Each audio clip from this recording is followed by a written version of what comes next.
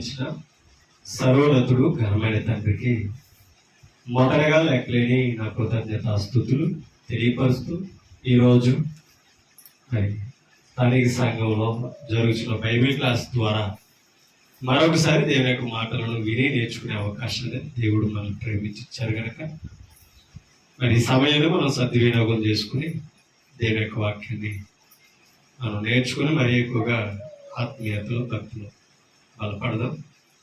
మరొకసారి కూడవలసిన స్థానిక సంఘ విశ్వాసులైన మీ అందరికీ లైవ్లో కూడా ఉండి దేవుని యొక్క వాక్యం వింటున్న మరి క్రీస్తునందు పరిశుద్ధులైన ప్రతి ఒక్కరికి కూడా ప్రభు అయిన యేసు క్రీస్తు నామమున వందనాలు తెలియపరుస్తూ ప్రార్థన చేసుకుని దేవుని యొక్క వాక్యంలోనికి మనం వెళదాం. అందరూ కూడా మనసు పెట్టి దేవుని వాక్యం వినడానికి సిద్ధపడాలని కోరుతూ ప్రార్థన చేసుకుంటాం. సర్వోన్నతుడు సర్వశక్తిమంతుడు పరమందు వాసినుడు అయిన మా కన్న తండ్రి, మీ పరిశుద్ధమైన నామమును బట్టి లెక్కలేని స్తోత్రాలు స్తుతులు తెలియజేస్తాం. తండ్రి, మమ్మల్ని ప్రేమించి ఉదయకాలం నుంచి కూడా మీ కృపలో భద్రపరిచి కాపాడి మరి సాయంత్రకాల సమయంలో స్థానిక సంఘం ద్వారా జరుగుతున్న బైబిల్ క్లాసులో మరొకసారి మీ వాక్యాన్ని మేము ధ్యానించడానికి మరి సత్యాన్ని తెలుసుకోవడానికి మాకు ఇచ్చిన ఈ సమయాన్ని బట్టి స్తోత్రం. మరి వచ్చిన సహోదరి సహోదరులు జ్ఞాపకం చేసుకుంటే రావాల్సిన వారు ఉన్నారు. వారు కూడా తండ్రి సిద్ధపడి మీ సన్నిధికి రావడానికి తగిన హృదయాలు ప్రసాదించమని అడుగుచున్నాం. ఇక రాలేని వారిని కూడా బలపరచండి. అలాగే లైవ్లో కూడా ఈ యొక్క ప్రాంతాల నుండి మీ వాక్యాన్ని వింటూ బలపడుతూ మరి అలాగే తండ్రి మరి అంతగానో మీ వాక్యాన్ని వింటున్న ప్రతి ఒక్కరిని విని మమ్మల్ని ప్రోత్సహించి బలపరుస్తున్న ప్రతి ఒక్కరిని కూడా జ్ఞాపకం చేసుకోండి. అందరము కూడా సత్యానికి విధేయులే మీ నామం యొక్క మహిమను మేము తెలుసుకోవాలి. మేము చేసే భక్తి ద్వారా మేము నేర్చుకున్న వాక్యం ద్వారా మా నడవడికల ద్వారా తండ్రి మీకు మహిమ తేవగలిగిన రీతిని దయచేయండి. మరి తండ్రి మీ వాక్యము మమ్మల్ని హెచ్చరిస్తున్నప్పుడు మా అంతరంగాల్లో మా హృదయాల్లో ఉన్న లోపాలు మీకు వ్యతిరేకమైన సమస్తమును మేము విడిచిపెట్టి సరిదిద్దుకునే మనసు దయచేయమని వినిచున్న వారికి వినగలిగిన చెవులు గ్రహించే హృదయాలు ఇవ్వండి. చెప్పుచున్న మాకు మీ ఆత్మీయ జ్ఞానమును ప్రసాదించండి. సమస్త విషయంలో మీరే ఘనత మహిమ ప్రభావం పొందుతారు. యేసుక్రీస్తు పరిశుద్ధ నామమున ప్రార్థన అడుగుచున్నామా తండ్రి, ఆమేన్. విలువైన దేవుని సంగతులు పరిశుద్ధ గ్రంథంలోకి మనం నేర్చుకుంటాం. ఎన్నో సంగతులు దేవుడు తన గ్రంథం ద్వారా తెలియపరుస్తూ మానవులమైన మనమందరము కూడా దేవుని యొక్క చిత్తాన్ని గైకొని ఆయనకి ఇష్టలుగా జీవించాలని దేవుని యొక్క ఉద్దేశంలో ఈ గ్రంథాన్ని మనకి ఆయన రాయించి ఇవ్వడం అనేది జరిగింది. మనం చదువుతున్న ప్రతి మాట ద్వారా దేవుని మనసు గ్రహించుకోవాల్సిన అవసరం అని ఎక్కువగా మనం కలిగి ఉన్నాం. ఎందుకంటే దేవుడు మనుషులకు మరుగై ఉండలేదని గ్రంథం చెప్తుంది. ఎందుకంటే దేవుడు తాను సృష్టించబడినప్పటి కానించి తన సృష్టి ఆరంభం నుంచి కూడా తన జ్ఞానాన్ని వెల్లడపరుస్తూనే సృష్టికర్త ఉన్నాడు. అయితే మనుషులకు దేవుడు మరుగవడానికి కారణం ఏంటి అంటే దేవుడు ఎవరు తెలుసుకోలేకపోవడానికి కారణం ఏంటంటే పాపమని మనకి తెలియపరుస్తుంది. ఒక మాట యెషయా గ్రంథంలోనికి మనం వెళ్తాం. యెషయా గ్రంథంలో ఒక మాట మనం చదివినట్లయితే ఆ మాటలో మనకి తేటతెల్లగా తెలియపరుస్తుంది. యెషయా గ్రంథము 59వ అధ్యాయము మొదటి వచనాన్ని మనం చదువుతాం. రక్షింపనేరక యుండునట్లు యెహోవా హస్తము కొరచకాలేదట తన ప్రజలను రక్షించడానికి. కింద చదువు, విననేరక యుండునట్లు ఆయన చెవులు మందము కాలేదట. మీ దోషములు మీకును మీ దేవునికి అడ్డుగా వచ్చాను. అదే అడ్డముగా ఎవరికి?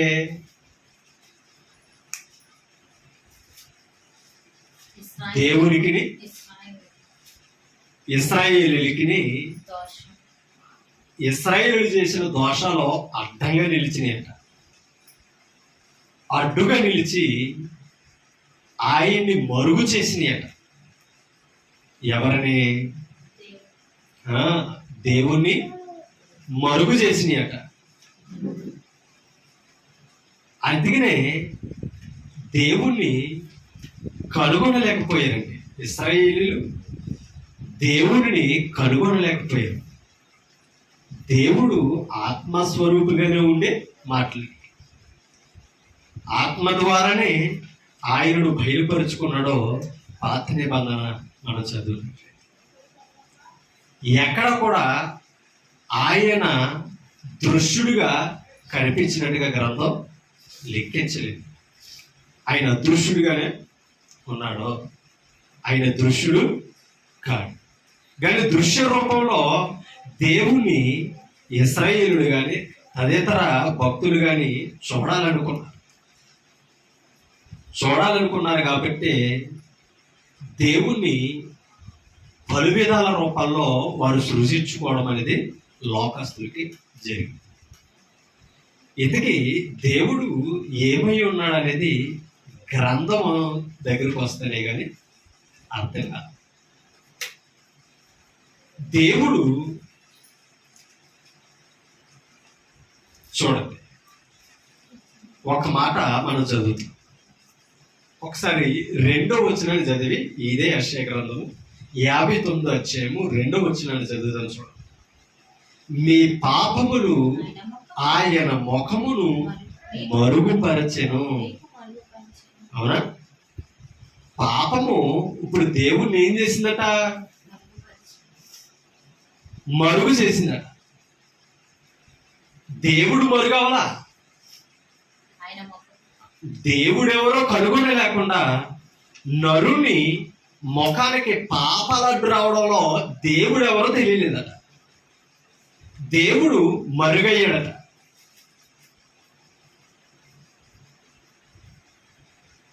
దేవుడు మరుగయ్యాడట. ఒక మాట చదువుతాం. ఆది కాండంలోనికి వెళదాం.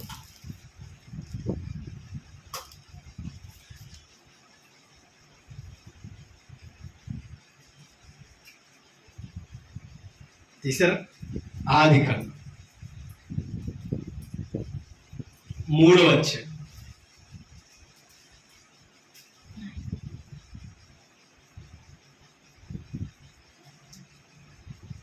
8వ వచనం ఒకసారి చదువుతాం. చల్లకోటను ఆదామును అతని భార్యయు తోటలో సంచరించుచున్న దేవుడైన యెహోవా స్వరమును విని దేవుడైన యెహోవా ఎదుటికి రాకుండా తోట చెట్ల మధ్యను ఎక్కడ దాక్కున్నారట? తోట చెట్ల మధ్యను దాక్కున్నారట. ఎందుకు? ఆజ్ఞలు అతిక్రమించి పాపము చేశారు గనక ఇప్పుడు పాపం ఎవరి దగ్గరికి రానివ్వలేదు? దేవుని ఎదుటికి. ఆ మాట చెప్పాడు. చూడండి దేవుడైన యెహోవా, చూడండి, యెహోవా ఎదుటికి రాకుండా 8వ వచనంలో ఆఖరిలేదు. యెహోవా ఎదుటికి రాకుండా ఎవరు? ఆదాము అవ్వలు కూడా ఎవరి దగ్గరికి రాలేకపోయారట. మరి ఆ పండు తిని పాపం చేయకముందు దేవుని ఎదుటికి వచ్చారు. దేవుడితో గడిపారు. ఎవరో? ఆదాము అవ్వలు. ఎప్పుడైతే పాపము చేశారో ఇప్పుడు దేవుని ముందుకి ఏది రానివ్వలేదు? ఏది రానివ్వలేదు? పాపము నరుని దేవుని ముందుకి రాలేకపోయారు. పాపము చేయనని చూపి ఎవరు ఎదుటున్నారో? ఏదేను తోటలు చల్లపోటను దేవునితో గడిపేవారు, దేవునితో మాట్లాడేవారు. ఎవరో? ఆదాము, అవ్వ. ఎందుకు దేవుని ముందుకు రాలేకపోయారు తెలుసా? ఏమ్మా, చూడండి, ఒక మాట మీకు చూపిస్తాను. రోమిలకు రాసిన పత్రిక, రోమిలకు రాసిన పత్రిక 3వ అధ్యాయం, 3వ అధ్యాయం 23 వచనాన్ని మనం చదువుతాం. ఏ భేదమును, సైలెంట్గా ఉండాలి మీరు, వాక్యాన్ని కుదురు. ఏ భేదమును లేదు, అందరూ పాపము చేసి దేవుడు అనుగ్రహించు మహిమను పొందలేకపోవచ్చున్నారో. ఎవరు? మనుషులందరూ కూడా ఏం చేసి పాపము చేసి దేవుడు అనుగ్రహించి మహిమను ఏం చేయలేకపోతున్నారట? పొందలేకపోతున్నారట. ఎవరో? అందరూ. అందుకనే దేవుని మహిమ పొందడంలో అందరూ ఏమయ్యారు తెలుసా? పాపం చేసి మహిమకు దూరం అయ్యారు. అందుకనే ఇందాక ఒక మాట మనం చదువు. పాపము మన ముఖమును ఏం చేసిందట? మరుగుపరిచారు. దేవుని ముఖమును ఏం చేసినాయట? అంటే దేవుడు రహస్యంగా లేడు. రహస్యంగా చేసినది ఏదో తెలుసా? పాపం. అంటే దేవుడు మన కళ్ళకి మరుగైపోయాడు. దేని వలన తెలుసా? పాపం అన్న. ఇంతకీ దేవుడు మానవుడితో గడపలేనే ఉన్నాడు, దేవుడితో మాట్లాడాలని అగుపడాలనే ఉన్నాడు. కానీ దేవుడి ముందుకు ఆదాము రాలేకపోయాడు. కారణం ఏంటి తెలుసా? దేవుడు చేయొద్దన్న పాపం చేసి. అలాగే అమ్మా, ప్రతి మనిషిని మహిమ కొరకు పుట్టించాడు తెలుసా? యెషయా గ్రంథం 43 వచ్చి, యెషయా గ్రంథం 43 వచ్చి 7 వచ్చి,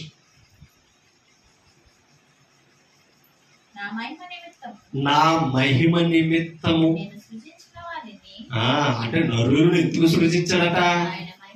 ఆయన మహిమ నిమిత్తం. అవునా? అంటే ఇప్పుడు మనకు అర్థమవుతుంది ఆదాము ఎవరి మహిమ కొరకు సృజించబడ్డాడో. ఇప్పుడు ఆదాములో నుంచి వచ్చిన మనమందరం కూడా ఎవరి మహిమ కొరకు సృజించబడ్డాం? దేవుని మహిమ కొరకు సృజించబడ్డాము. ఎవరో? మనమందరం దేవుడు మహిమ కొరకు సృజించబడ్డామట. ఒక్క మాట అర్థం చేసుకోండి. ఎంతకీ మహిమను దేవుడు ఇచ్చాడే లేదా? మా దేవుడు నరునికి మహిమ ఇచ్చాడే లేదా? ఇచ్చాడు. అర్థమవుతుందా? దేవుడు నరునికి మహిమ ఇచ్చాడు. మహిమ ఇచ్చాడు కాబట్టినే ఆదాము దేవునితో గడపగలిగాడు. అవునా? దేవుని మహిమ ఉంది కనుకనే ఆదాము మీద ఆయన సన్నిధిని తిరిగాడు. ఎవరో? ఆదాము. ఇప్పుడు దేవునికి దూరం అవ్వాలంటే నరుడు ఏం పోవాలో తెలుసా? ఏమా, దేవునికి నరుడు దూరం అవ్వాలంటే ఏం పోవాలో తెలుసా? మహిమ పోవాలి. అవునా? ఇప్పుడు మహిమ పోవాలంటే ఏం చేయాలి? నరుడు పాపం చేయాలి. ఇప్పుడు పాపము చేయు వారందరికి కూడా ఏం పోతుంది తెలుసా? దేవుడిచ్చే మహిమను పోతుంది. అవునా? ఒక్క మాట ప్రసంగి గ్రంథంలోకి వెళ్తాం. 9వ అధ్యాయం. ప్రసంగి గ్రంథం 9వ అధ్యాయం. క్షమించి 7వ అధ్యాయం.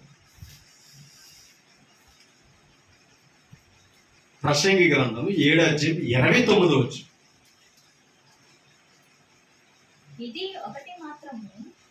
ఇది ఒకటి మాత్రము నేను కనుగుంటిని ఏమనగా ఏమనగా దేవుడు దేవుడు నరులను యథార్థవంతులుగా పుట్టించెను గాని దేవుడు నరులను ఎలా పుట్టించాడట? యథార్థవంతులు యథార్థత అంటే ఏంటి తెలుసా?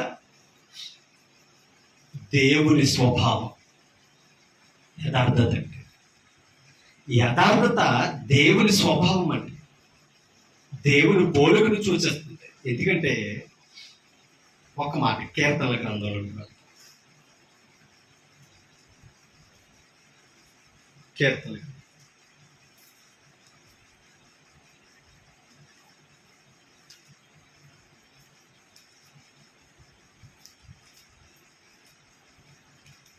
ఒక మాట మీకు చూపిస్తాను.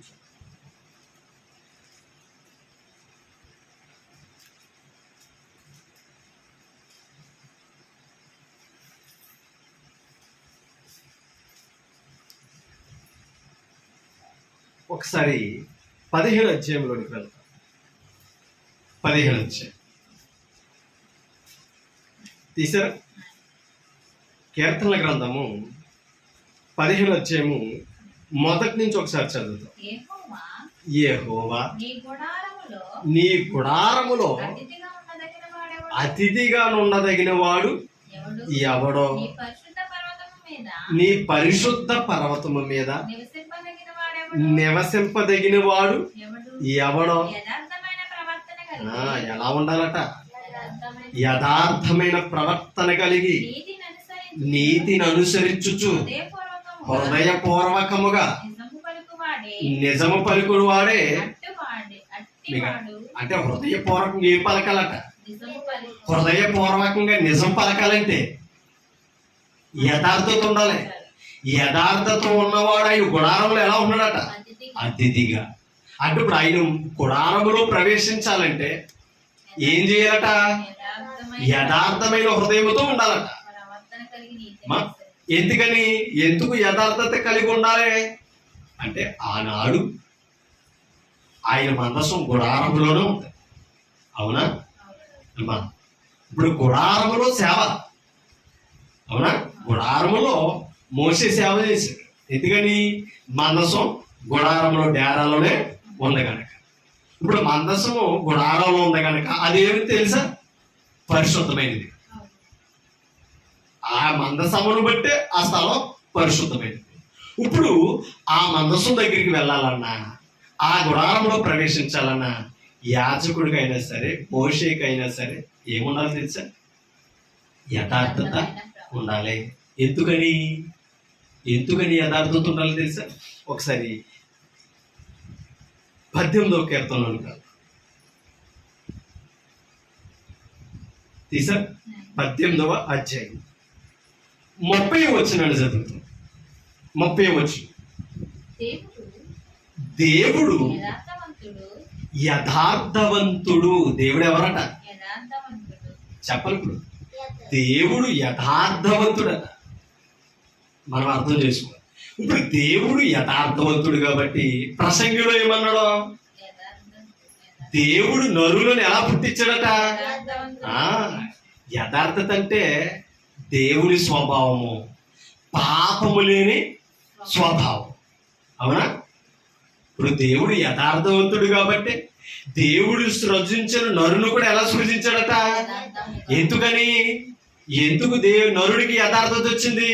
నరుడు ఎవరి పోలిక? అవునా?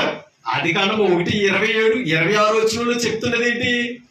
దేవుడు మన స్వరూపమందు మన పోలిక చొప్పున నరులను సృజించెదము. అవునా? 27వ వచనంలో ఏమన్నాడు? దేవుని స్వరూపమందు వారిని సృజించెను. అందుకనే నరుడు యథార్థవంతుడయ్యాడు. ఆదాము అవ్వలు యథార్థవంతులు. ఎందుకని? ఆయన పోలికలు, ఆయన స్వరూపంలో సృజించబడిన వారు గనక. అంతేకాదు 2:7 వచనం చదువుతాం. ఆదికాండము 2:7 వచనం చదువుతాం. 2:7 వచనం ఆదికాండం.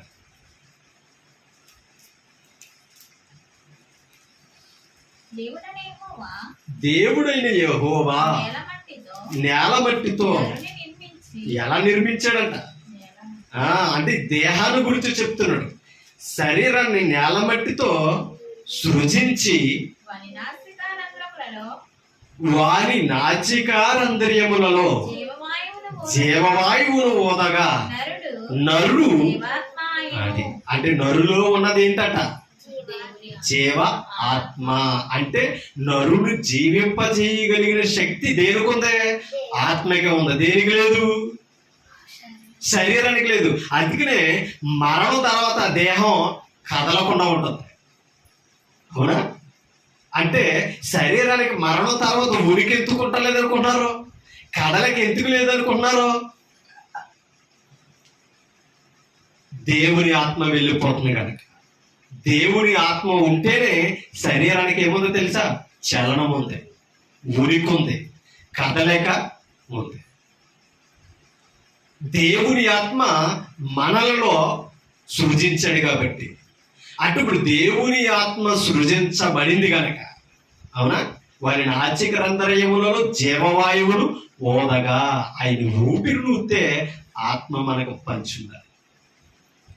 ఇప్పుడు ఆయన ఊపిరి ఏది తెలుసా? జీవం. ఆయన ఆత్మని నరుల నుండి పంచాడు. ఎవరో? దేవుడు. అందుకని నరుడు ఎవరని చెప్పాడు తెలుసా? దేవుడు యథార్థవంతుడు అని అన్నాడు. నరుడు యథార్థవంతుడు ఎందుకు అయ్యాడు తెలుసా? ఆయన ఆత్మ నరుడిలో ఉంది కనుక. ఇప్పుడు దేవుడు యథార్థవంతుడు గనక ఆయన ఆత్మను కలిగిన నరుడు కూడా ఎవరని చెప్పాడు తెలుసా? యథార్థవంతుడు అన్నాడు. ఒక్కసారి ఇందాక మనం చదివిన ప్రసంగిలోకి మరలా వద్దాం. 7:29 వచ్చినాన్ని మనం చదువుతాం. ఇది ఒకటి మాత్రము. ఎవరు? నేను అంటే ఎవరు? అదే ఆ ప్రసంగి రాస్తున్నది ఎవరు? సొలొమోను. జ్ఞాని సొలొమోను గారు రాస్తూ ఇది నేను ఒకటి కనుగొన్నాను. ఏమనగా దేవుడు నరులను యథార్థవంతులుగా పుట్టించెను గాని. దేవుడు నరులను ఎలా పుట్టించాడట? యావత్ ప్రపంచం మీద ఉన్న నరుడు ఆదామును మొదలుకొని ఇప్పటి వరకు ఈ రోజు వరకు జన్మిస్తున్న ప్రతి నరుడు కూడా ఎవరు తెలుసా? యథార్థవంతుడే. కానీ లోపం ఎక్కడొచ్చిందో చెప్తున్నాడు చూడండి. వారు వివిధమైన తంత్రములను కల్పించుకొని ఉన్నారు. అంటే మనుషులను చెరిపి వేసుకునే కార్యాలను ఏర్పరచుకున్నారట. అవునా? మన కొరక ఏర్పరచుకున్న మార్గాలు, మనము ఏర్పరచుకున్న ప్రతి పని ఏం చేసింది తెలుసా? యథార్థతను పోగొట్టింది. దేవుడు నరుడికి ఇచ్చిన యథార్థతను దూరం చేసింది కనుకనే మనలో ఏం తెలిసింది తెలుసా? పాపం. అవునా? ఇప్పుడు ఆ అబ్బాయి ఎప్పుడైతే మోసపోయిందో అపరాధములో పడిను. అవునా? ఎప్పుడైతే ఆ సర్పము ద్వారా మోసపరచబడ్డదో ఎక్కడ పడిందంట? అపరాధం అనగా ఏంటి? పాపంలో పడ్డది కనుక ఏం పోయింది తెలుసా? యథార్థత పోయింది. యథార్థత ఎప్పుడైతే పోయిందో దేవునితో మాట్లాడే అర్హతను కోల్పోయారు. ఎవరో? ఆదాము మొదలుకొని ఈనాడు వరకు కూడా పాపము చేసే ప్రతి ఒక్కరు కూడా ఎవరి ఎదుటికి రాలేకపోతున్నారు తెలుసా? మరి సులువుగా లోకమంతా తిరిగే వ్యక్తి దేవుని సన్నిధికి రాకమంటే ఎందుకు ఆటంకాలు పెట్టుకున్నాడు తెలుసా? పాపం దేవునికి ఎడబాటు చేస్తుంది, దేవునికి దూరం చేస్తుంది. కారణం ఏంటి తెలుసా? ఎప్పుడైతే యథార్థత పోయిందో దేవుడు ఇచ్చిన మహిమను పోగొట్టుకో. అవునా? మహిమ ఏమైందట? పోయింది.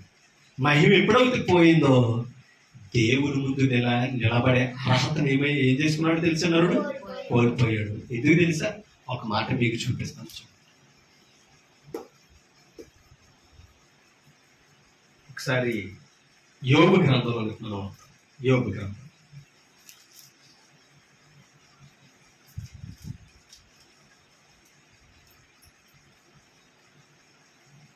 తీసారు 33 వచ్చాం. యోబు గ్రంథం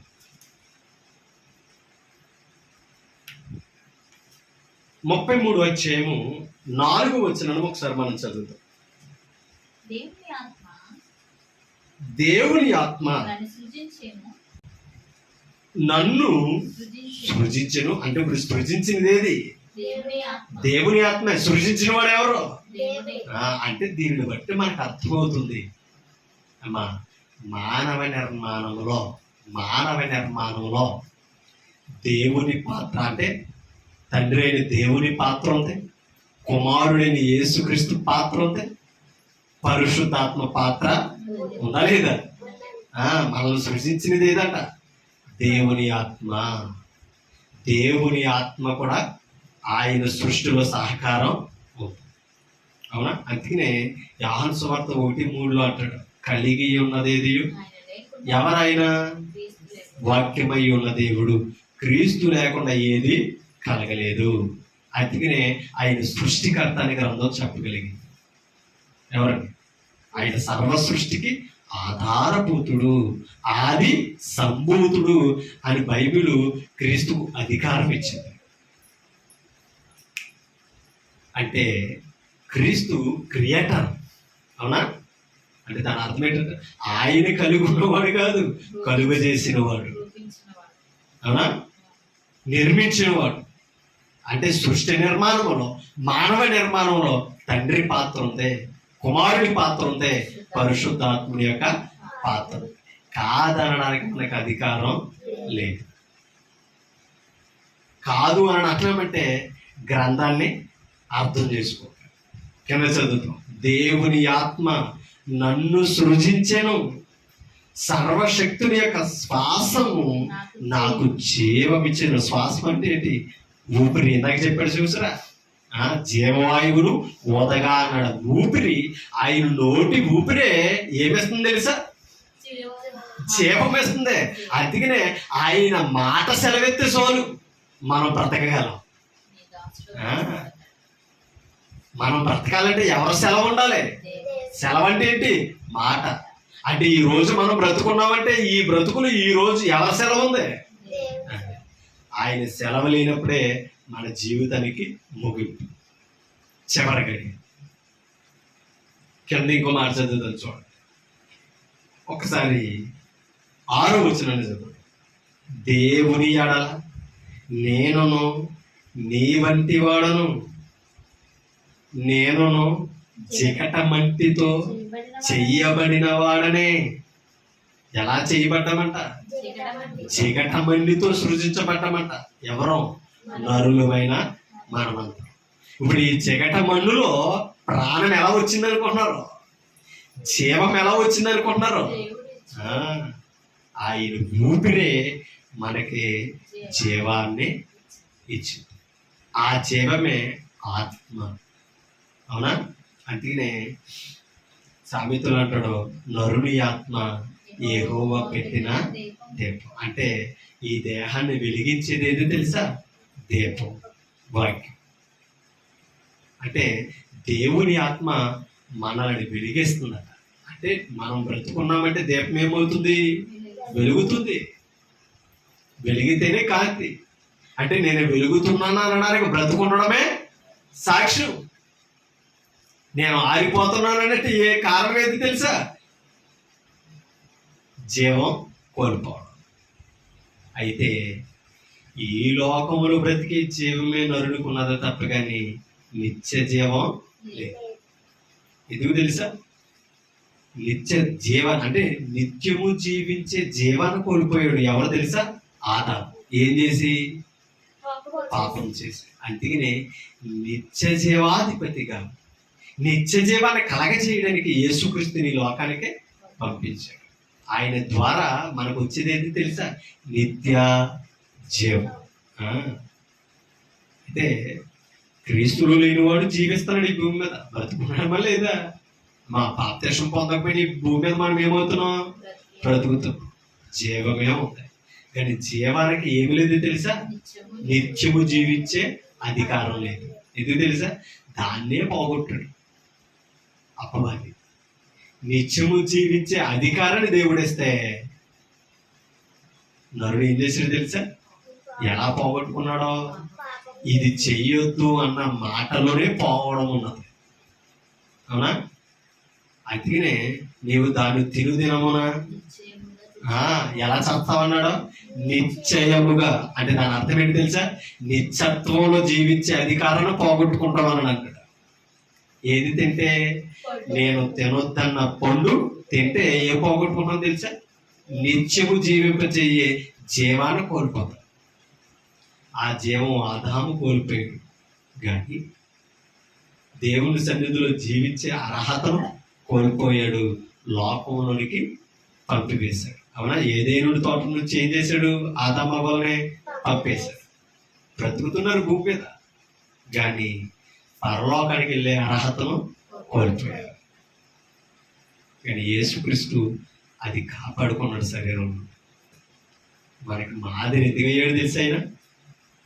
మనకి మాదిరి ఎందుకు అయ్యాడు తెలుసు ఆయన? ఒకసారి చదువుతో చూడండి. ఒకసారి పేతురు పత్రికలోనికి, పేతురు పత్రికలోనికి, మొదటి పేతురు పత్రిక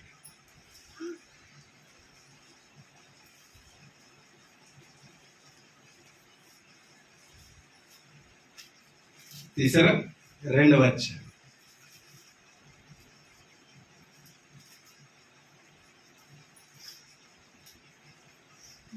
చూడండి. 21 వచ్చిన చదువుతాం. క్రీస్తు కూడా మీ కొరకు బాధపడి. ఎవరి కొరకు? బాధలు అనుభవించడానికి శరీరాన్ని ధరించుకోండి. ఎవరి కొరకు? మన కొరకు. మీ కొరకు అంటే అక్కడ ఎవరి గురించి చెప్తున్నాడు తెలుసా? పరిశుద్ధుల గురించి, పిలవబడిన వారి గురించి మాట్లాడు. అంటే యేసుక్రీస్తు బాధపడినది, శ్రమలు అనుభవించింది, శిలువ మరణాన్ని పొందినది ఎవరి కొరకు అంటున్నారా? రక్షింపబడిన మీ కొరకే, పాప క్షమాపణ పొందిన మీ కొరకే. అవునా? చూడండి, క్రీస్తు కూడా మీ కొరకు బాధపడి మీరు తన అడుగు జాడల యందు ఎక్కడ నడవాలట? తను అడుగు జాడలలో, అంటే క్రీస్తు నడిచిన మార్గాల్లో నడవాలని అనుకున్నాడు. తను అడుగు జాడల యందు నడుచున్నట్లు మీకు మాదిరి ఉంచిపోయాను. ఎవరికి మాదిరి అయ్యాడట? తనను అంగీకరించిన వారికి, యేసుక్రీస్తును అనుసరిస్తున్న వారికి ఏమయ్యాడట? క్రీస్తు మాదిరి అయ్యాడట. అంటే ఇప్పుడు మనం కూడా ఏం చేయాలి? క్రీస్తు వల్లే బాధపడాలి. అది ఎవరి కొరకు బాధపడ్డాడో? మన కొరకు బాధపడ్డాడు. అంటే మన కొరకు బాధపడంలో ఎవరి చిత్తం ఇది? దేవుడి చిత్తం. అవునే కదా? మన కొరకు క్రీస్తు బాధపడడంలో తండ్రి చిత్తం. అంటే తండ్రి చిత్తం నెరవేర్చడం ఏది తెలుసా? మనుషుల కొరకు మరణం పొందడమే క్రీస్తు తండ్రి చిత్తం. దాని కొరకు బాధనైనా అనుభవించాడట. అవునా? ఇప్పుడు క్రీస్తు నడవడికలో నడవడం కొరకు, తండ్రి చిత్తాన్ని క్రీస్తు వల్లే మనం నెరవేర్చడం కొరకు మనం ఏం చేయాలని తెలుసా? క్రీస్తు కొరకు బాధపడాలి. అవునా? క్రీస్తు కొరకు మనం బాధపడడమే, క్రీస్తు కొరకు మనం అవమానం పొందడమే దేవుని చిత్తం. అవునా? క్రీస్తు శ్రమ పడడం, అపోస్తులు శ్రమ పడడం ఎవరి చిత్తం తెలుసా? అంటే శ్రమ పడడం, శిలువ మరణం పొందడం క్రీస్తు తండ్రి చిత్తాన్ని నెరవేర్పు. అది ఇప్పుడు తన అడగ చాడలలో నడవడం అంటే అర్థం ఒక మాట మీకు చూపిస్తాను. చూడండి, ఒక మాట. ఒకసారి మనం మత్తయి సువార్తలోనికి వద్దాం. మత్తయి సువార్తలోనికి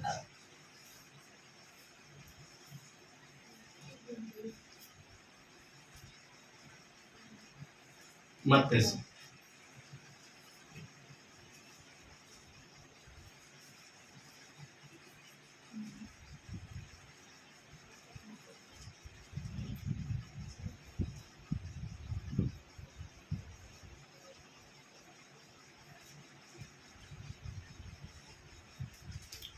ఒక్క మాట.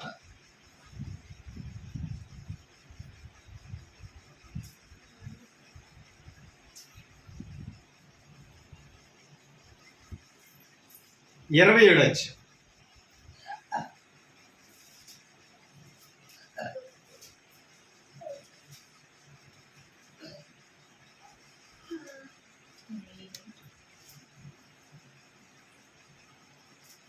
ఒక మాట.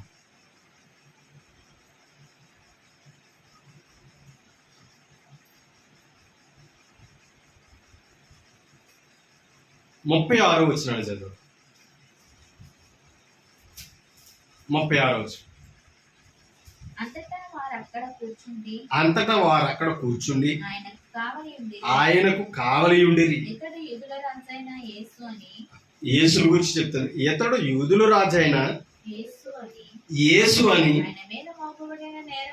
ఆయన మీద మోపబడిన నేరము వ్రాసి ఎక్కడ? సిలువలో. ఈయన నేరం చేసి సిలువ ఎక్కలా, నేరస్తుడని చెవులు అతను రాసి సిలువుకు పైన కొట్టారు. కింద చదువుతాం. మరియు కుడివైపున ఒకడును ఎడమ వైపున ఒకడును ఇద్దరు బందుపొట్టు దొంగలు ఆయనతో కూడా. అది ఈయన దొంగలు కాబట్టి సిలువెక్క. ఆయన దొంగగాడు ఎవరో, ఆయన దోషిగాడు. ఒక మాట మీకు చూపిస్తాను చూడండి.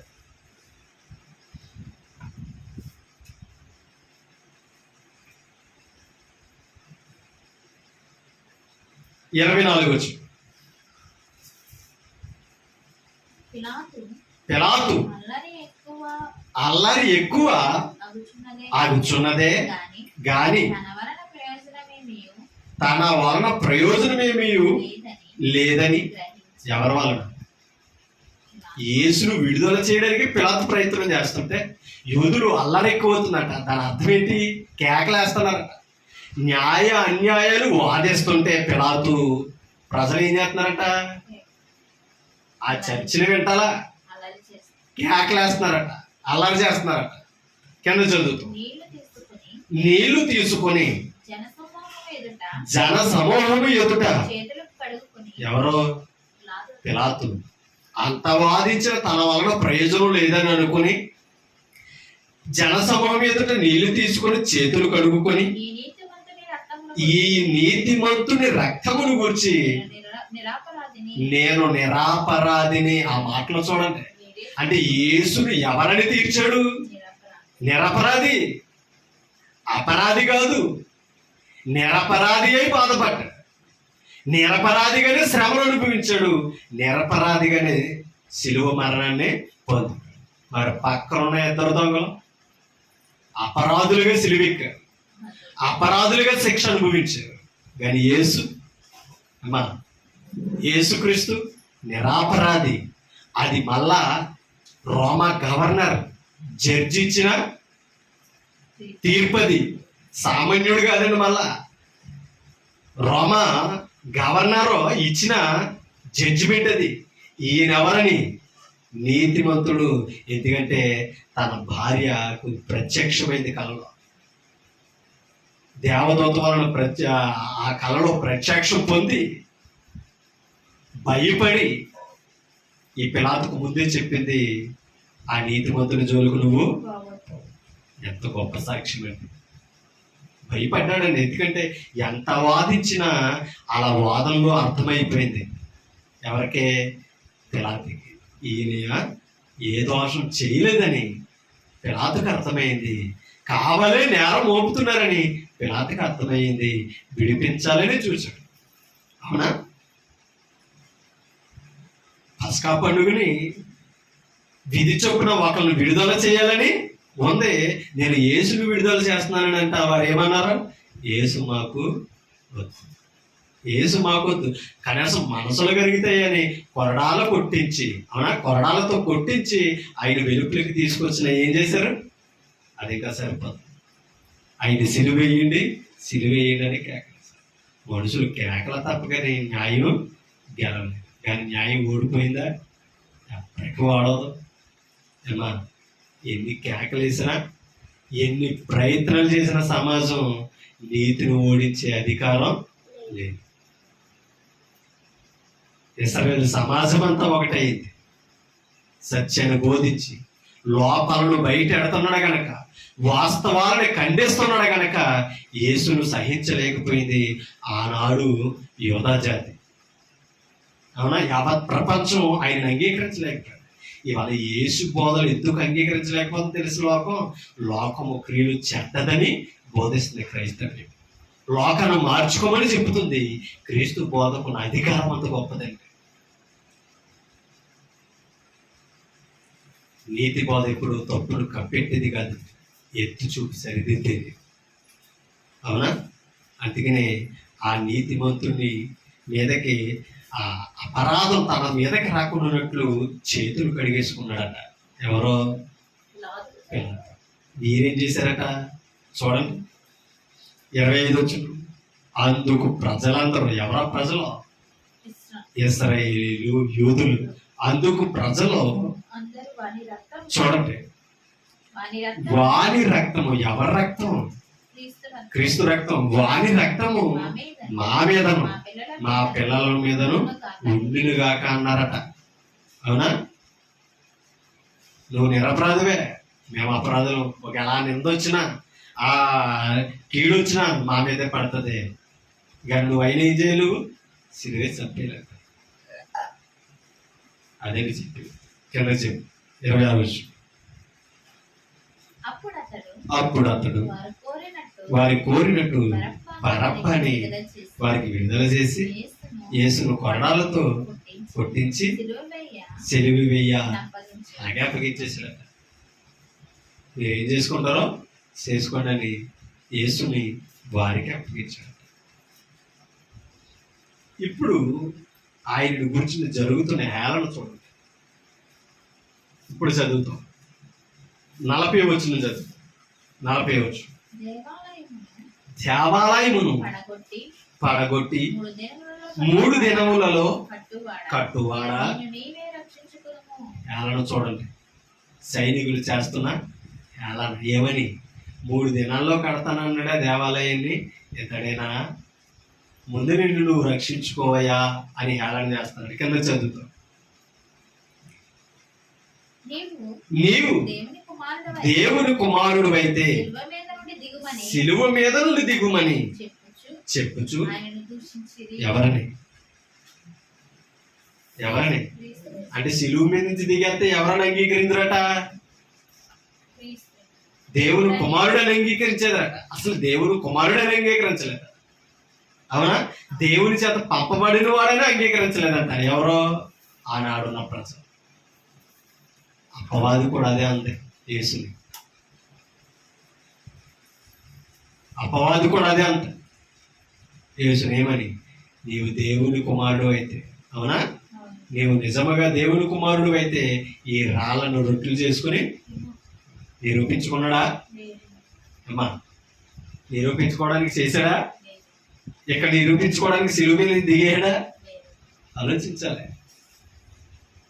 అనుమానించవలసిన అవసరం యేసుకి. అనుమానం వ్యక్తపరిచే వాళ్ళు ఉన్న తప్ప, కానీ యేసుక్రీస్తులో అనుమానం ఏమి? ఆయన ఎప్పటికీ నరుడు ఒప్పుకున్నా ఒప్పుకోకపోయినా దేవుని కుమారుడు. మనం ఒప్పుకున్నా ఒప్పుకోకపోయినా దేవుని కుమారుడు దేవుడే. అవునా? ఆలోచించాలి. ఇలా అంగీకరించేస్తారు కదండి సిలువు మీద నుంచి దిగేలా. ఎందుకంటే సిలువుని చేయించడం ఎవరి చిత్తం? అది దిగడం కాదు ఆయన చిత్తం. జయించాలి. సిలువులో ఉంటేనే, ఆయన సిలువులో రక్తం కాలిస్తేనే పాపికి ఏముంది? విడుదల, విముక్తి ఉంది. అదే చెప్పుడు. పేతురు పత్రిక వెళ్తాం. పేతురు పత్రిక 2:27.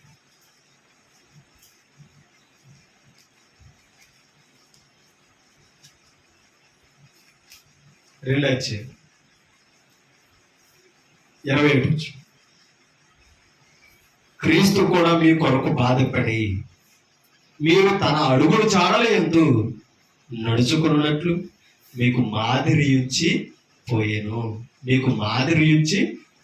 క్రీస్తు ఏం చేశాడంట? మన కొరకు బాధపడ్డాడు.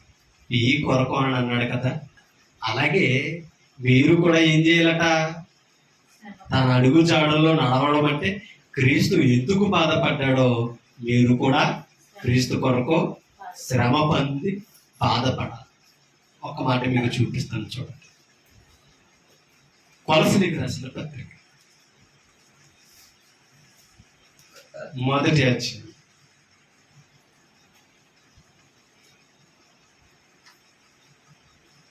తీసారా? కొలసీలకు రాసిన పత్రిక మొదటి అధ్యాయం 24 వచనం చదువుతాం. ఇప్పుడు మీ కొరకు నేను అనుభవించుచున్నా. ఏం చేస్తున్నాడట? శ్రమలు అనుభవిస్తున్నాడు పౌలు. మీ కొరకు ఎవరు వారు చెప్తున్నాడు కింద చూడండి.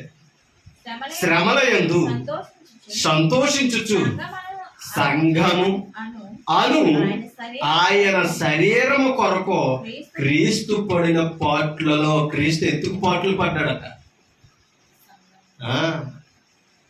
క్రీస్తు ఎవరి కొరకు బాధపడ్డాడట? తన సంఘము కొరకు. అందుకని మీ కొరకే క్రీస్తు బాధపడ్డాడని పేతురు ఎవరితో చెప్తున్నాడు తెలుసా? పరిశుద్ధులుగా సంఘములో చేర్చబడిన వారితో చెప్తాడు. క్రీస్తు ఏ సంఘము కొరకైతే శ్రమ పడ్డాడో ఆ సంఘము కొరకు ఏం చేస్తున్నాడంట పౌలు? చూడండి చూడండి. ఇప్పుడు మీ కొరకు నేను అనుభవించుచున్న శ్రమల యందు పౌలు కూడా ఏం చేస్తున్నాడు? శ్రమలు అనుభవిస్తున్నాడు. ఎవరి కొరకు చెప్తున్నాడో చూడండి. క్రీస్తు చూడండి, శ్రమల యందు సంతోషించుచు సంఘము అను ఆయన శరీరము కొరకు. ఇంతకీ ఎవరి కొరకు శ్రమ పడ్డాడట? సంఘమను ఆయన శరీరము కొరకు. క్రీస్తు పడిన పాటలలో కొదువైన వాటి యందు నా వంతు నా శరీరమందు నేను సంపూర్ణము చేయుచున్నాను. అంటే పౌలు ఎవరి కొరకు బాధపడుతున్నాడు? క్రీస్తు ఏ సంఘము కొరకైతే బాధపడ్డాడో, పాటలు పడ్డాడో, శ్రమ పడ్డాడో ఆ సంఘము కొరకు పౌలు శ్రమ పడతాడు. అవునా కదా? అంటే క్రీస్తు సంఘము కొరకు శ్రమ పడడమే క్రీస్తు కొరకు శ్రమ పడడం. అవునా? అంటే ఆ సంఘమును బయలుపరచడానికి, ఆ సంఘమును ప్రకటించడానికి ఎన్ని బాధలైనా ఏం చేయాలట? ఎన్ని అవమానాలైనా ఏం చేయాలంట? పడాలే. క్రీస్తు వల్ల ఆయన అవమానాలు, అవునా, అన్నీ భరిస్తేనే దేని కొరకు ప్రాణం పెట్టాడు? సంఘము. ఆయన ప్రాణం పెట్టి సంఘాన్ని స్థాపించగలిగాడు. సంఘాన్ని లోకంలో స్థాపించి వెళ్ళగలిగాడు. అందుకనే హెబ్రీ పత్రికలో మాట్లాడచ్చు. హెబ్రీ పత్రిక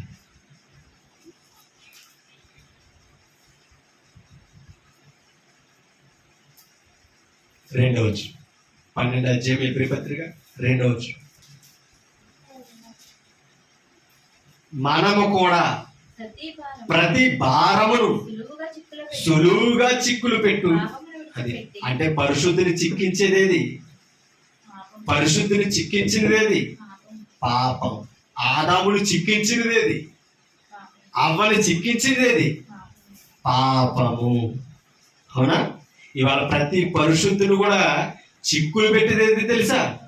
ఆ చిక్కులు ఏంటంటే అపవాది తంత్ర.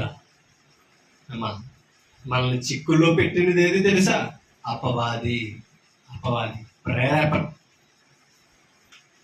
చూడండి, సులువుగా చిక్కులు పెట్టు, ప్రతి పాపమును విడిచిపెట్టి విశ్వాసమునకు కర్తయు దానిని కొనసాగించువాడునైనా.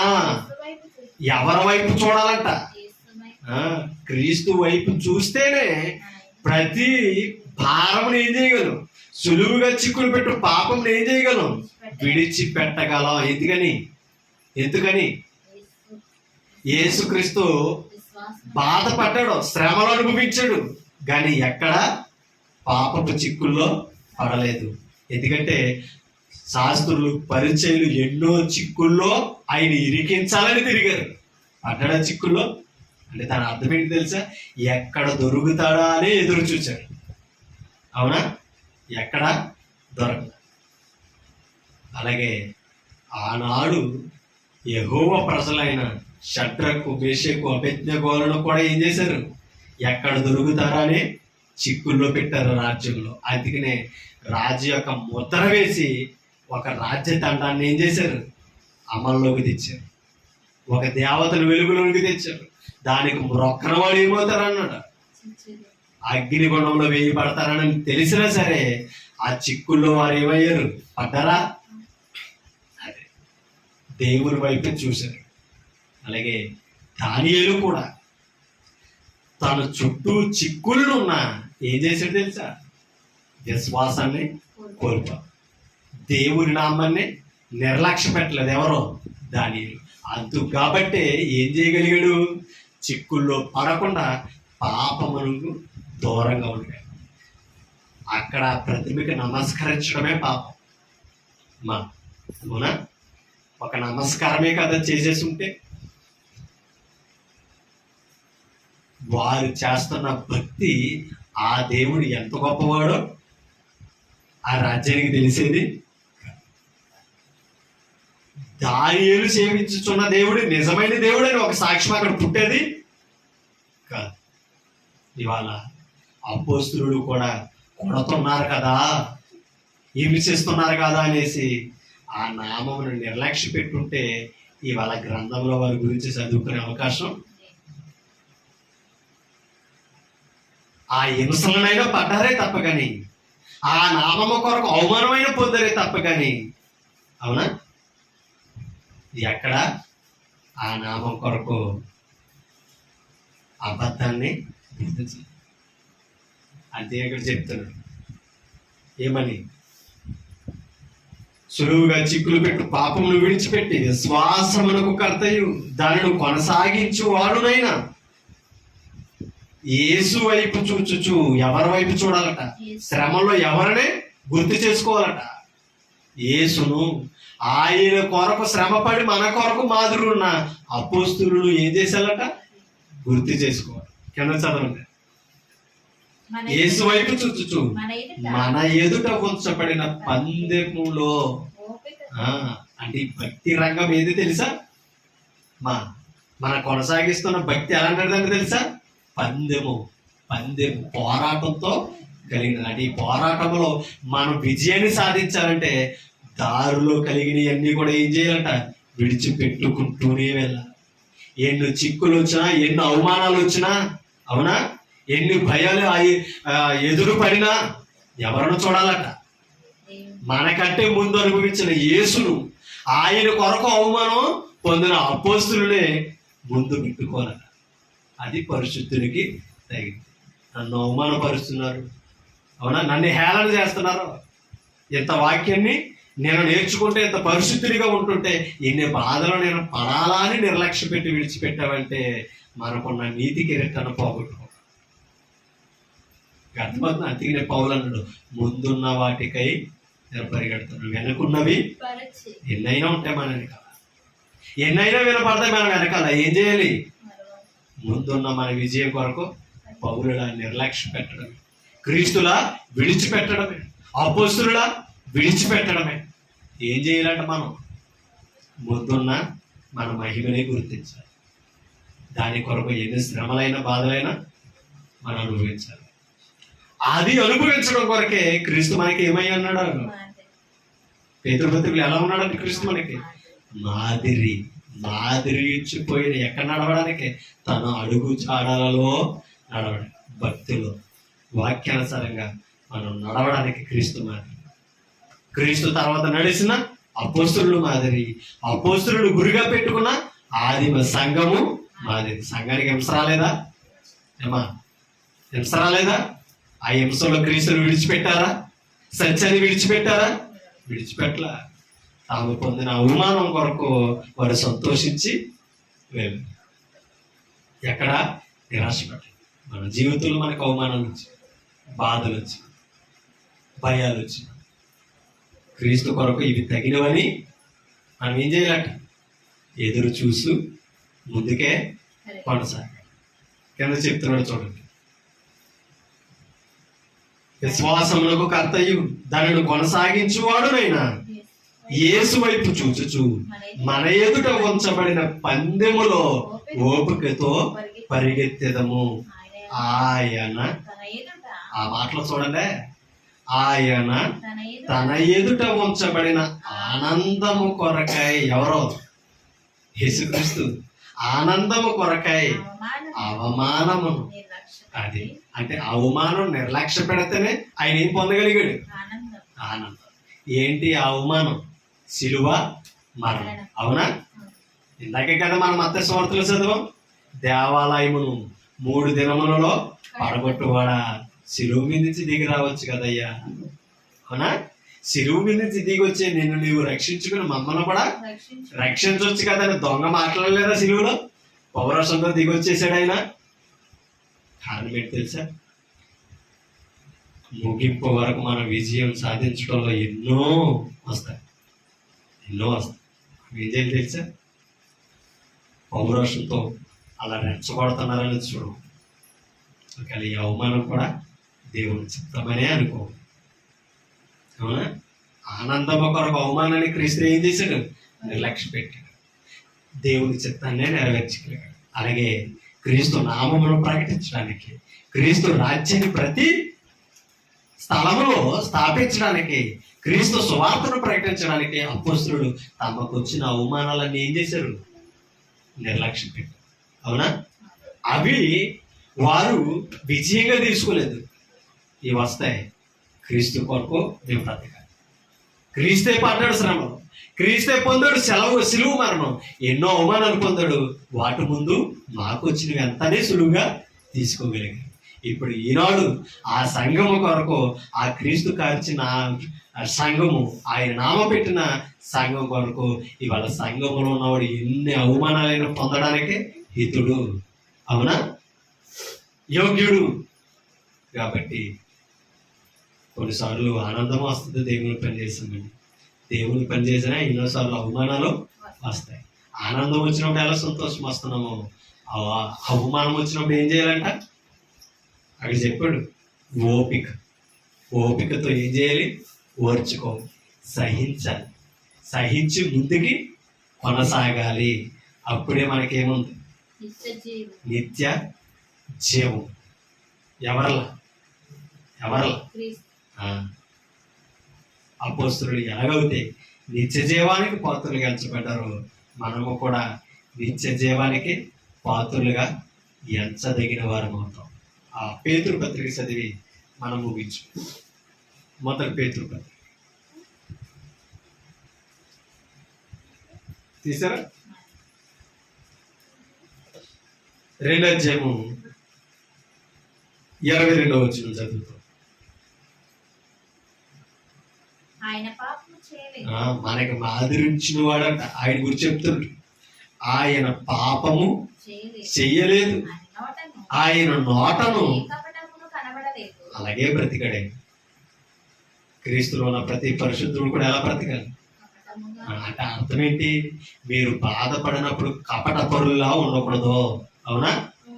అది నిర్దోషులాగానే నింద అనుభవించాలి, దోషులా కాదు. తప్పు చేసి నింద మోపించుకోవడం కాదు. అవునా? ఏమా దోషము లేకుండానే నిందలు పొందాలి. సత్యము కొరకు నిందలు పొందారు, అవమానాలు పొందారు అపోస్తలుడు. తప్పు చేసి దోహుల్లా నిలబడాలి. యేసుక్రీస్తు పాపిగా దోషింపబడాల.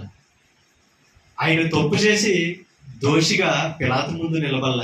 పిలాతు ఆ జడ్జే ఏం చేశాడు? తీర్పులో ఆయన నీతిమంతుడు. అవునా? ఆయన యందు ఏ దోషము నాకు కనపడలేదన్న ఒక నిజాయితీ యేసులో కనపరచుకో. అపోస్తలుడు కూడా క్రీస్తు నామము కొరకే హింస పొందారు. సత్యవంతుల్ని ప్రకటించడానికి అవమానాలు పొందారు తప్ప కానీ అలా తప్పు చేసి ఎక్కడ సంఖ్యలతో బంధింపబడారు.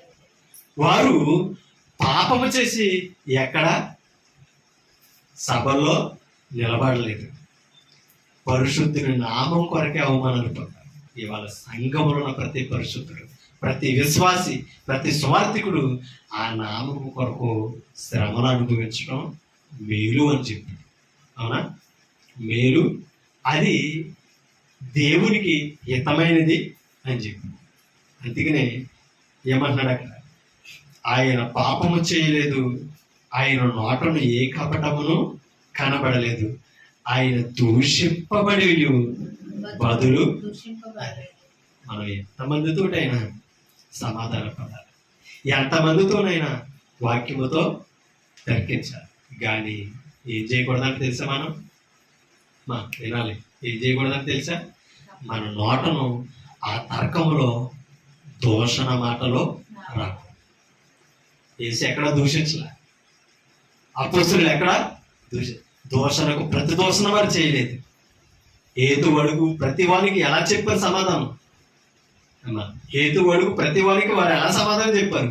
సాత్వికముతో. అవునా? మేము హేతు అడుగు ప్రతి వారికి సమాధానం ఎలా చెప్పమన్నాడు మనల్ని? సాత్వికతోనే చెప్పాలి, తగ్గించుకునే చెప్పాలి, ఓర్చుకునే చెప్పాలి. అప్పుడు మన మీద నిందేయడానికి లోకస్తుడికి చోటు దొరుకుతారు.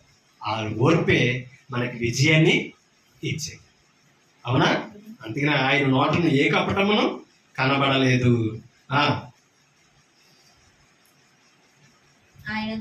ఆయన దూషింపబడి బదులు ఇంకా ఏమన్నాడు తెలిసి యేసుక్రీస్తు? దూషించిన వాడిని, కొట్టిన వాడిని, ఉమ్ము వేసిన వాడిని, ముసికేసి గుద్దిన వాడిని, సిలువలో ప్రాణం పెడుతుంటే రక్తం కారుతుంటే హేళన చేసిన వాడిని ఏమన్నాడు తెలిసి? తండ్రి వీరిని క్షమించాలి. అలాగే పౌలు కూడా క్రైస్తవులు హింసిస్తున్నప్పుడు క్రైస్తవులు హింసిస్తున్నప్పుడు ఆదిమ సంఘములో ఉన్న శిష్యుణ్ణి రాళ్లతో కొట్టి చంపుతున్నప్పుడు ఎవరో స్తెఫను, ఆ యవ్వుని మరణమునకు సౌలు ఏం చేయాడు తెలుసా? సమ్మతించాడు.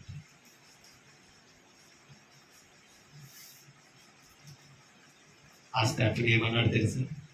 ఆ యూదులు అలాగే ఆ సౌలు రాళ్లతో కొట్టి చంపుతుంటే ఏమన్నాడు తెలుసా స్తెఫను? తండ్రి, ఈ పాపము వారి మీద ఎంత తగ్గింపండి.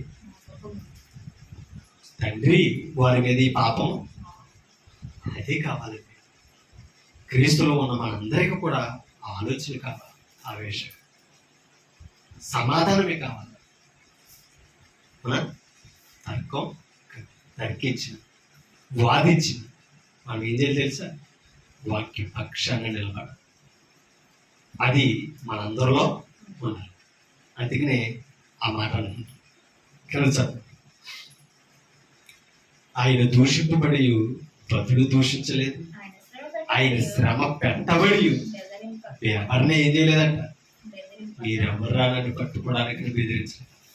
కింద చదువుతాం, న్యాయముగా తీర్పు తీర్చు దేవునికి తను తాను ఏం చేసుకున్నాడు? క్రీస్తు తను తండ్రికి ఎలా అప్పగించుకున్నాడో అపోస్తలుడు క్రీస్తు కూడా అలా నిర్దోషులుగానే అప్పగించు. కిందకి చదువు.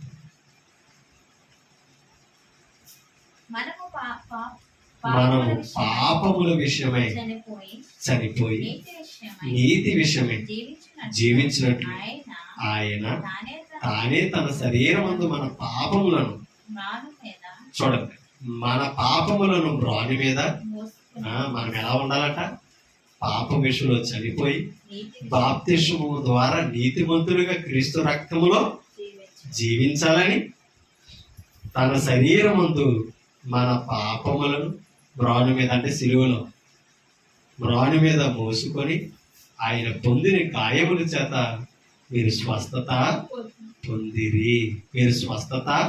పొందిరి. మీరు గొర్రెల వలె దారి తప్పిపోతారు. కానీ ఇప్పుడు మీ ఆత్మల ఎవరైనా, మన ఆత్మలకి కాపరి ఎవరు? క్రీస్తు. మీ ఆత్మల కాపరియు అధ్యక్షుడు ఆయన వైపునకు మనం ఏమయ్యామంట? ఆయనకు మనం అందరం ఏం చేయాలి? లోపల కాపరిగా ఆయన చేతి కింద ఏమవ్వాలి? మనం ఒదిగి, గొర్రెలు ఎలా లోపడితే యజమానుడికి, మనము కూడా మన ఆత్మల కాపరి అయిన యజమానుడైన క్రీస్తు మనమందరం కూడా ఎలా లోబడాలి? సత్ప్రవర్తనతో, మనం పొందిన క్షమాపణ కలిగిన నీతితో మనం ఏం చేయాలి? క్రీస్తుకి లోబడాలి. లోబడి నీతిమంతులుగా బ్రతికినప్పుడే మనం ఎలా ఉంటాం తెలుసా? పరిశుద్ధులుగా ఉంటాం. అంతేకాదు యథార్థవంతులుగా ఉంటాం. ఆ యథార్థత మనలోనికి రావాలని మన కొరకు క్రీస్తు ఏమయ్యాడు? సిలువలో ప్రాణం పెట్టాడు. ఆయన రక్తముతో ఇందాక మాట చదువుకుందాం ఆ రోమ పత్రిక. మనం చేసిన పాపాల వల్ల ఏం పోగొట్టుకున్నాం? మహిమను. ఇప్పుడు ఆయన మహిమను కనపరచడానికి మహిమా స్వరూపిగా ఎవరు వచ్చారు? యేసుక్రీస్తు ఈ లోకానికి వచ్చారు. ఇప్పుడు ఆ మహిమ మనకు రావడం కొరకు, అవునా, మనలో నుంచి ఏం తొలగించాడు ఆయన? ఎలాగా? ఆయన రక్తము ద్వారా మన పాపాలను తొలగించి మనకి ఏమి ఇచ్చాడు తెలుసు? ఇప్పుడు మహిమనిచ్చాడు. ఎలాగా? సువార్త ద్వారా, వాక్యం మన హృదయములకు రావడం ద్వారా మనల్ని ఏం చేశాడంట? మహిమ స్వరూపులుగా వెలిగింప చేశాడు. ఇప్పుడు ఆ వాక్యం మనం ఏం చేస్తుంది తెలుసా? వెలిగిస్తుంది. ఏ మహిమనైతే ఆదాము దగ్గర నుంచి పాపం చేసి పోగొట్టుకున్నామో, ఇప్పుడు క్రీస్తు దగ్గర నుంచి ఆ పోగొట్టుకున్న మహిమను సంతరించుకునే భాగ్యం ఎవరిచ్చారు తెలుసా? యేసుక్రీస్తు. ఆ మహిమ ఎక్కడ ఉంది? ఇప్పుడు సంఘం. ఆ మహిమ ఎక్కడ వెలుగుతుంది? వాక్యములో. ఆ వాక్యము ఎక్కడ ప్రకటించబడుతుందంటే సంఘంలో. సంఘములోనికి వచ్చి ఆయన వాక్యాన్ని విన్నవాడు, ఆయన వాక్యాన్ని ధరించుకున్నవాడు ఏమవుతున్నాడు తెలుసా? వెలిగించబడుతుంది. మహిమా స్వరూపులుగా మనమందరం కూడా మార్చబడుతున్నాము. క్షయమగు శరీరులు ఉన్న మనం అక్షయులుగా మార్చబడుతున్నాం. తన మహిమను సంతరించుకున్నాం కాబట్టి, మహిమతో మనం ఉన్నాం కాబట్టి ఇవాళ తండ్రిని క్రీస్తుని ఏం చేయగలుగుతున్నాం తెలుసా? చూడగలుగుతాం. ఆయన సన్నిధిని కూర్చోగలుగుతున్నాం. మనం ఆ యథార్థతను, ఆ నీతిని కాపాడుకుంటే రేపొద్దున నిత్యత్వంలో ఆయన ముందుకు నిలబడే అర్హతను క్రీస్తు తన శరీరం అనే సంఘం ద్వారా పరిశుద్ధులైన మనందరికీ ఇస్తున్నాం.